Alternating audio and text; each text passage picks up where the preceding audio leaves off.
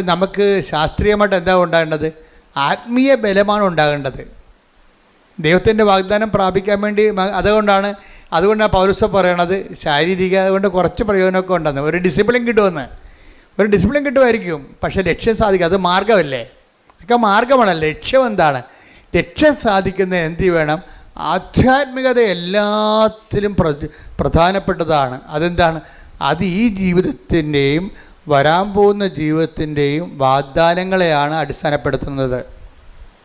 വാഗ്ദാനം എത്രയാണ്? 8850 വാഗ്ദാനങ്ങൾ, അല്ലെങ്കിൽ 55 വാഗ്ദാനങ്ങൾ. അതിലെന്തെല്ലാം ഉണ്ട്? ഈ ജീവിതമുണ്ട്, പിന്നെ വരാനിരിക്കുന്ന ജീവിതമുണ്ട്.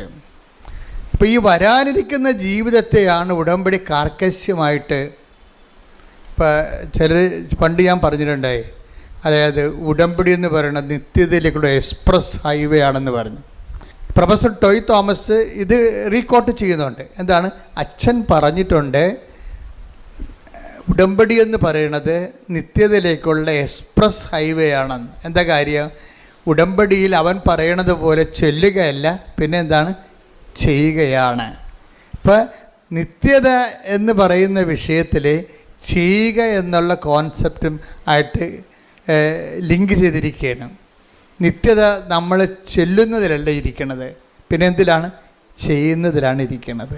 മത്തായി ശ്ലീഹായുടെ സുവിശേഷം 25:34 അനന്തരം രാജാവ് തന്റെ വലതുഭാഗത്തുള്ളവരോട്, ഈശോ വീണ്ടും വിജയശ്രീ ലാളിതനായി യുഗാന്ത്യത്തിലെ യുഗങ്ങളുടെ രാജാവായി എഴുന്നള്ളുന്നതിനെ കുറിച്ച് പറയുന്നതാണ്. കർത്താവിൻ്റെ രണ്ടാം വരവിനെ കുറിച്ച് പറയുന്നതാണ്. എന്താണ്? അനന്തരം രാജാവ് തന്റെ വലതുഭാഗത്തുള്ളവരോട് അരുൾ ചെയ്തു, എന്റെ പിതാവിനാൽ അനുഗ്രഹിക്കപ്പെട്ടവരെ വരുവിൻ.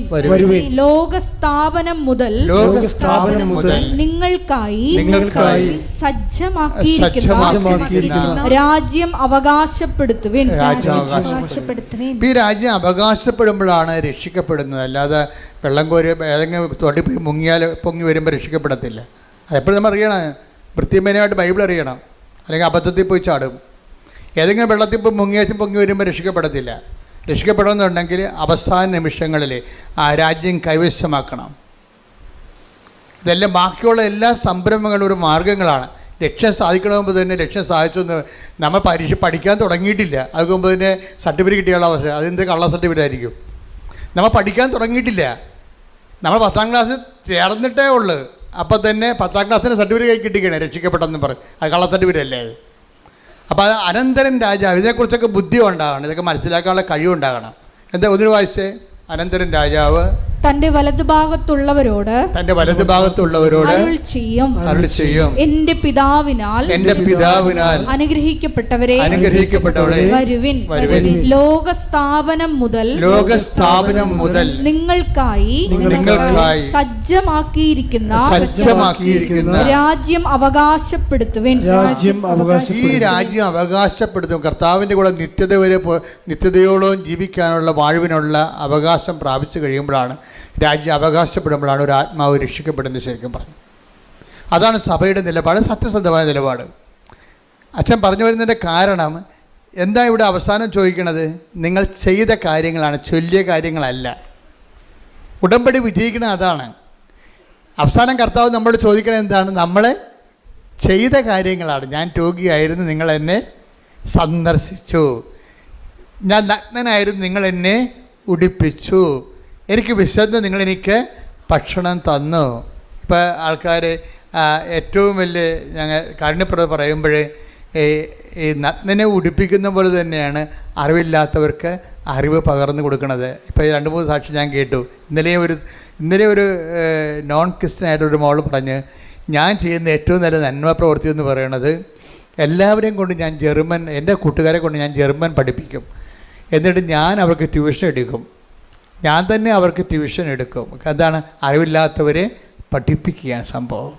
ഇപ്പോൾ ഓരോരുത്തർക്കും നമുക്ക് ചെയ്യാൻ പറ്റുന്നതാണ് ചെയ്യാൻ പറ്റുന്നത് എപ്പോഴും. അതായത് ഈ കാരുണ്യപ്രവർത്തികൾ 7 എന്നല്ല, 7 70,000 ഉണ്ട്. അവർക്ക് ചെയ്യാൻ പറ്റുന്നത് അവൾ ചെയ്തു. ആരാണ്? ഈശോ പറഞ്ഞത് എന്താണ്? ഇപ്പം ചെയ്യാൻ പറ്റുന്നതെല്ലാമാണ് ഉടമ്പടി ചെയ്യേണ്ടത്. ഇപ്പം യൂദാസ് പറഞ്ഞില്ലേ വൈ ദിസ് വേസ്റ്റ് എന്ന് ചോദിച്ചില്ലേ? കർത്താവിൻ്റെ പാദാന്തികത്തിൽ ബെഥനിയിലെ മറിയം സുഗന്ധം പൂശിയപ്പോൾ എന്താ പറഞ്ഞത്? വൈ ദിസ് വേസ്റ്റ്, എന്തിനാണ് ഈ ഇങ്ങനെ വേസ്റ്റ് ആക്കണ പണം, പാവത്തിന് കൊടുക്കാൻ പാടില്ല എന്ന് ചോദിക്കുമ്പോൾ കർത്താവിൻ്റെ ഉത്തരവ് എന്താണ്? അവൾക്ക് ചെയ്യാൻ take the word of God. Markose 14:8 ഇവൾക്ക് സാധിക്കുന്നത് ഇവൾ ചെയ്തു എന്റെ സംസ്കാരത്തിന് വേണ്ടി അവൾ എന്റെ ശരീരം മുൻകൂട്ടി തൈലം പൂശുകയാണ് ചെയ്തത്. അപ്പൊ ഈശോ അഡ്മിറ്റ് ചെയ്തിരിക്കുന്നത് 7 കാരുണ്യ പ്രവൃത്തികളല്ല. എന്താണ്?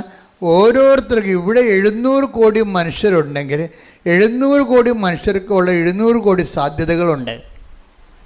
നിങ്ങൾക്ക് ചെയ്യാം. ഇപ്പോൾ ആ മാളം ചെയ്യുന്നതിനെ പറഞ്ഞ അശ്വതി എന്താ പറഞ്ഞത്?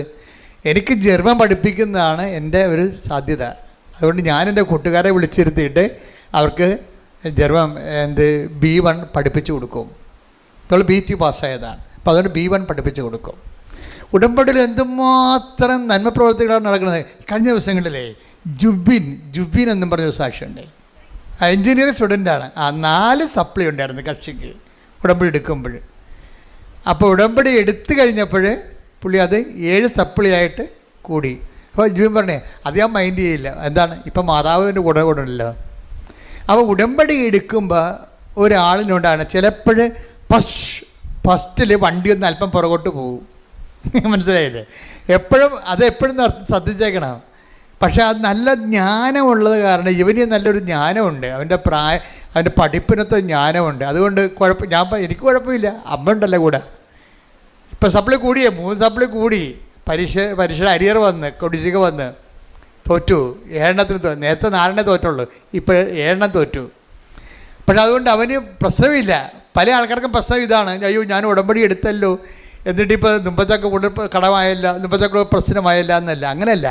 ഉടമ്പടി എടുത്തപ്പോൾ എന്താ ഉള്ളത്? അവൻ പറഞ്ഞ കറക്റ്റാണ് കാര്യം. ഇപ്പോൾ അമ്മ എൻ്റെ കൂടെ ഉണ്ടല്ലോ ഒന്ന്. അപ്പം ദൈവം എപ്പോഴും ശ്രദ്ധിക്കേണ്ടത് ഉടമ്പടിയുടെ ബേസിക്കായിട്ടുള്ള സംഭവം എന്താണ്? പ്രസൻസ് തന്നെയാണ്. ഒരു സംശയമില്ല. ഉടമ്പടിയുടെ ബേസിക്ക് ഇത് നമ്മൾ ഒറ്റയില്ല. കാര്യം മനുഷ്യൻ്റെ വിഷയം ആദ്യകാലം പോലെ അങ്ങനെയല്ലേ? ആദ്യകാലം പോലെ ഇപ്പോൾ പുരുഷനെ സൃഷ്ടിച്ചപ്പോൾ ദൈവം എന്താ പറയണത്? മനുഷ്യന് ഏകനായിരിക്കണത് അതൊരു നല്ല കാര്യമല്ലേ? കാര്യം ചിലപ്പോൾ അവന് നിരാശ കൊണ്ട് തന്നെ ചിലപ്പോൾ ആത്മഹത്യ ചെയ്ത് വരും. കാര്യം മനുഷ്യൻ്റെ ഒരു വിഷയം മനുഷ്യൻ്റെ ഒരു ക്രീച്ചർ ലെവലിൽ അങ്ങനെ ഏകസ്ഥമായിട്ട് അങ്ങനെ തുടരാൻ പാടാണ്. അതിനെന്ത് ചെയ്യും? അതിന് മനുഷ്യൻ 2 കാര്യം ചെയ്യും. ചില ആൾക്കാർ ചേർന്ന ഇണയെ മനുഷ്യമായിട്ട് തന്നെ കണ്ടെത്തും. ഭൂരിപക്ഷം പേര് അങ്ങനെ ചെയ്യും. ഞങ്ങളെപ്പോഴുള്ളവർ ദൈവസേവ ശുശ്രൂഷയായിട്ട് ദൈവസാന്നിധ്യം കണ്ടെത്തും. പക്ഷെ നിങ്ങൾക്കറിയാം ഞങ്ങൾ ജയിക്കണ പാടിൽ നിങ്ങൾ ചിലപ്പോൾ തോറ്റുപോകണമെന്നല്ല ഞാൻ പറയണത്. അതായത് നിങ്ങളെ ഒരു ഇണയെ തിരഞ്ഞെടുത്തെന്ന് വിചാരിച്ചോ, ഈ ഇണയെ തിരഞ്ഞെടുത്തെന്ന് വിചാരിച്ചാലും ശരി, ഇണ ഉണ്ടെങ്കിലും ചില സമയത്ത് ഇണയില്ലാത്ത പോലെ നമുക്ക് ഫീൽ ചെയ്യും. ദൈവികതയിൽ അതില്ല. ഒരിക്കൽ തിരഞ്ഞെടുത്ത് കഴിഞ്ഞാൽ എന്നും നമുക്ക് ബോധം ഉണ്ടെങ്കിൽ നമുക്കിതിനെക്കുറിച്ച് സത്യസന്ധമായിട്ടാണ് നമ്മൾ ജീവിതം കമ്മിറ്റ് ചെയ്തിരിക്കണമെന്നുണ്ടെങ്കിൽ ഈ സാന്നിധ്യത്തിന് ഗ്യാരണ്ടീഡാണ്. പക്ഷെ വിവാഹത്തിലുള്ള സാന്നിധ്യം ഗ്യാരണ്ടീഡ് അല്ല ശരിക്കും പറഞ്ഞാൽ. അതുകൊണ്ട് നല്ല ശരിക്കും റിസ്ക് ഇല്ലെങ്കിൽ വിവാഹ ജീവിതം ആധ്യാത്മിക ജീവിതത്തേക്കാൾ പാടായിട്ട് വരും. ഇപ്പം ഇന്നലെ ഒരു ചേച്ചി എന്നോട് പറഞ്ഞ്, അച്ഛാ എൻ്റെ ജീവിത പങ്കാളി മറ്റ് സ്ത്രീകളുമായിട്ട് ബന്ധമുണ്ട്, അവിശ്വസ്തതയാണെന്ന് പറഞ്ഞു. അതാണ് അവർ ഉദ്ദേശിക്കുന്നത്. ജീവിത പങ്കാളി കല്യാണം കഴിച്ചതാണ്. അപ്പോൾ എന്നാലും ആ ചേട്ടൻ മറ്റ് സ്ത്രീകളുമായിട്ട് ബന്ധമുണ്ടെന്ന് പറഞ്ഞു. അപ്പോൾ ഞാൻ ചേച്ചിയോട് പറഞ്ഞ്, ചേച്ചിക്ക് എത്ര വയസ്സുണ്ടെന്ന് ചോദിച്ചു. അപ്പോൾ പറഞ്ഞു 43. ഞാൻ പറഞ്ഞു കണ്ടാൽ 63 തോന്നുന്നില്ല എന്ന് പറഞ്ഞു. അതെന്താ കാര്യം? എന്താ അങ്ങനെ പറഞ്ഞത്? അത് ശരിയാണ്. ഞാൻ പോയി ഒന്നുമില്ലെങ്കിൽ നിങ്ങൾ പോയി ഡൈയെങ്കിലും ചെയ്യാൻ പറഞ്ഞു. എന്ന് വെച്ചാൽ അവരൊരു അമ്മാമ്മ പരുവത്തിലിരിക്കുകയും അവർക്ക് അതിൻ്റെ ആവശ്യമില്ലേ, മര്യാദയ്ക്ക് ജീവിക്കാവേ. നമ്മൾ ശ്രദ്ധിക്കണം അല്ലേ? നമ്മുടെ പുരുഷൻ അല്ലെങ്കിൽ നമ്മുടെ സ്ത്രീ മറ്റൊരു ജീവിത പങ്കാളി തേടി പോകുന്നത് എന്തുകൊണ്ടാണ്? പോകാതിരിക്കാനുള്ള പ്രാഥമിക നടപടി ആരാ ചെയ്യേണ്ടത്? നമ്മളാ ചെയ്യേണ്ടത്. നിങ്ങളുടെ വീടിൻ്റെ വാതിക്കൽ താക്കോൽ പോയിട്ട് കൃപാസന വാതിക്കൽ വന്ന് നോക്കിയാൽ താക്കോൽ കിട്ടുക. അതാണ് പ്രശ്നം. നിങ്ങൾ ചെയ്യാനുള്ള സംഭവം. ഞാൻ ഉടനെ ചേച്ചിയോട് പച്ചമ നടത്തി പറഞ്ഞു, എൻ്റെ സ്വഭാവം നിങ്ങൾക്ക് അറിയാവില്ല. അപ്പോൾ അവിടെ വെച്ച് തന്നെ കാര്യങ്ങൾ പറയും. ദൈവികമായ കാര്യങ്ങളാണെങ്കിൽ ദൈവികമായിട്ട് സംസാരിക്കും, മാനുഷികമായ കാര്യങ്ങളാണെങ്കിൽ മാനുഷികമായിട്ട് സംസാരിക്കും. ഇപ്പോൾ പണ്ട് ഞങ്ങൾ എന്താ, അപ്പോൾ ഉടനെ ചേച്ചി കാര്യം മനസ്സിലായി. നിങ്ങൾ ചില ചേച്ചിമാരുടെ ഒരു പ്രശ്നം വന്നത്, ഇനിയിപ്പോൾ എന്നാ നോക്കാനാണ്, കെട്ടുകയും ചെയ്ത് പറയുകയും ചെയ്ത്, ഇനിയിപ്പോൾ ആരാ ബോധിപ്പിക്കാനാണ്. അപ്പോൾ ഇത്രയും നാൾ നിങ്ങൾ ബോധിപ്പിച്ചുകൊണ്ടിരിക്കുന്നത് കെട്ടാൻ പോണവനെ ബോധിപ്പിക്കാൻ പോകുകയല്ല ഞാൻ. പക്ഷേ ഇനിയാണ് ബോധിപ്പിക്കൽ കൂടുതൽ വേണ്ടി വരുന്നത്. വിവാഹ ജീവിതത്തിലുള്ള റിസ്ക് അതാണ്. ഈ കെട്ടിയവളെയും കെട്ടിയവനെയും മരണം വരെ ബോധിപ്പിക്കേണ്ടി വരും. അതുകൊണ്ട് വൃത്തിമേനോട് ജീവിക്കണം, ബോഡി കറക്റ്റ് ചെയ്ത് ജീവിക്കണം. പിന്നെ അതുപോലെ തന്നെ ഈ വിവാഹ ബന്ധത്തിൽ തന്നെ ശാരീരിക ബന്ധമുണ്ട്. അതിൻ്റെ പ്രധാനപ്പെട്ട ഒരു ലക്ഷ്യം തന്നെ അതാണ്, ലക്ഷ്യങ്ങളിൽ ഒന്ന് അതാണ്. അപ്പോൾ അത് നമ്മൾ ശ്രദ്ധിക്കണം. നമ്മുടെ ബോഡി കറക്റ്റായി ജീവിക്കുക, അത് ഭംഗിയായിട്ടിരിക്കുക, ഷെയ്പ്പായിട്ടിരിക്കുക, ഇതൊക്കെയെല്ലാം ദൈവം നമുക്ക് തന്ന വാഗ്ദാനത്തിൻ്റെ ഭാഗമായിട്ട് നമ്മൾ ഏറ്റെടുത്തിൻ്റെ കടമയുടെ ഭാഗമാണ്. ഞാൻ എന്താ പറഞ്ഞതെന്ന് ചോദിച്ചു കഴിഞ്ഞാൽ, ഇങ്ങനെയുള്ള ഓരോ വിഷയങ്ങൾ ജീവിതത്തിൽ വരുമ്പോൾ ആദ്യം നമ്മൾക്ക് ചെയ്യാനുള്ള കാര്യങ്ങൾ നമ്മൾ ചെയ്യണം. എന്നിട്ടാണ് ദൈവദരിസനത്തിനെതിരെ വിഷയം അവലാദ്യമായിട്ട് വെക്കേണ്ടത്.